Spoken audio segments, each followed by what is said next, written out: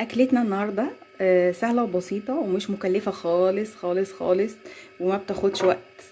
معانا هنعمل ايه؟ هنعمل كشري اسكندراني. احنا عندنا في نوعين كشري في مصر، في كشري مصري وفي كشري اسكندراني.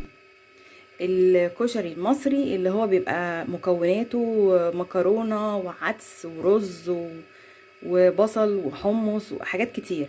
احنا هنعمل الكشري الاسكندراني اللي هو السهل قوي، اللي هو بيتعمل يا دوب بس بالعدس الاصفر والرز فقط لا غير، هي دي مكوناته.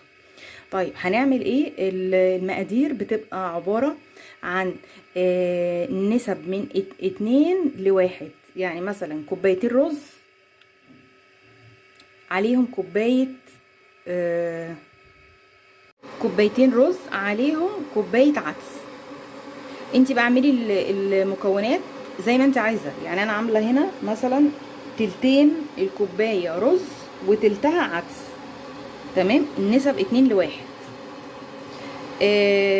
هحطهم على بعض واغسلهم. ادي الرز وادي العدس، وهغسلهم تحت المية.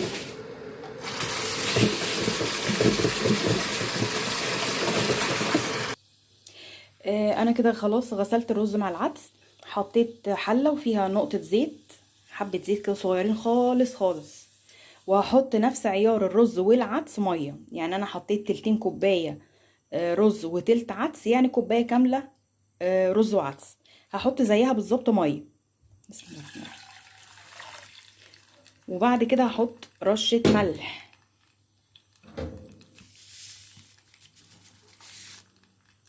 اول ما المية تغلي هرجع لكم تاني. اول ما المية غليت هنزل بالرز مع العدس.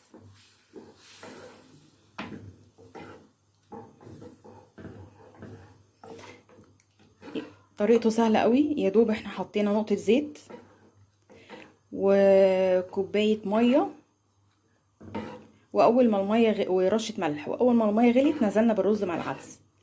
تمام، زي ما اتفقنا عيار الرز والعدس 1 إلى 2 أو 2 إلى 1. يعني كوبايتين الرز أكتر، الرز ضعف العدس.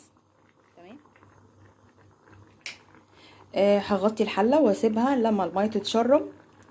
أبدأ أهدي النار وأحط الشرايط. كده الرز معايا اتشرب، هبدأ أوطي النار وأحط شياطة تحت الحلة. كده هديت النار خالص. هحط بقى الشياطة دي وعليها الحلة واسيبهم بقى ايه يستوي على راحته على نار هاديه. طيب، هل كده الكشري بتاعنا خلاص؟ لا، لسه في خطوه مهمه جدا هتشوفوها معايا في الاخر. الخطوه اللي بعد كده هجيب شويه بصل. البصل ده ممكن تجيبي بصله وتقطعيها عادي، بس انا كنوع من الاستسهال عندي بصل مجفف زي ما انتم شايفين كده، ما بياخدش تقلبتين على النار ويتحمر. انا هنا هحمر حته بصله لحد ما يبقى لونها احمر، مش ذهبي، لا احمر سنه كده. اللي جاب البصل جنب الكشري، مش قلت لكم استنوا هتشوفوا حاجات؟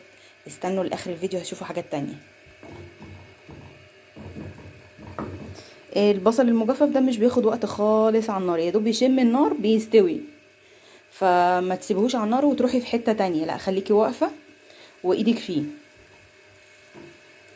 مش هياخد وقت خالص وهتلاقيه اتحمر. شايفين لونه بيغمق بسرعة. ما تقفي يا ستي، مالك يا لهوي. امشي، البتاعة تقيلة.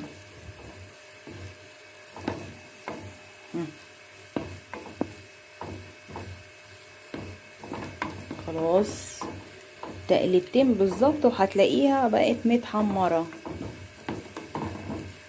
متروحيش في حتة.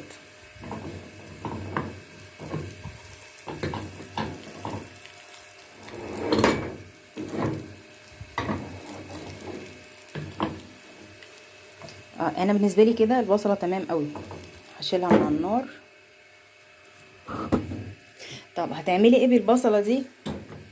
اهي البصله اللي مش عايزه تقعد في البتاعه بتاعتها الحله دي ولا ايه لونها اهو.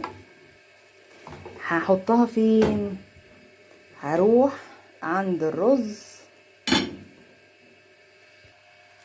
وحطيتها عليه، بس انا مش هقلبها غير لما الرز يستوي. بعد ما يستوي هقلبهم بقى مع بعض كلهم.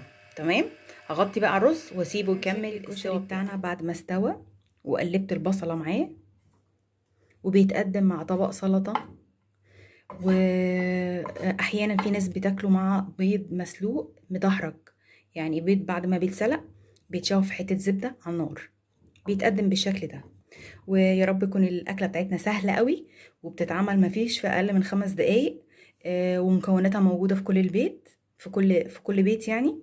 ولما تحتاري وتبقي مش عارفه تعملي اكل ايه، اعملي طبق كشري وجنبه طبق سلطه زي ده. وباي باي ومع السلامه.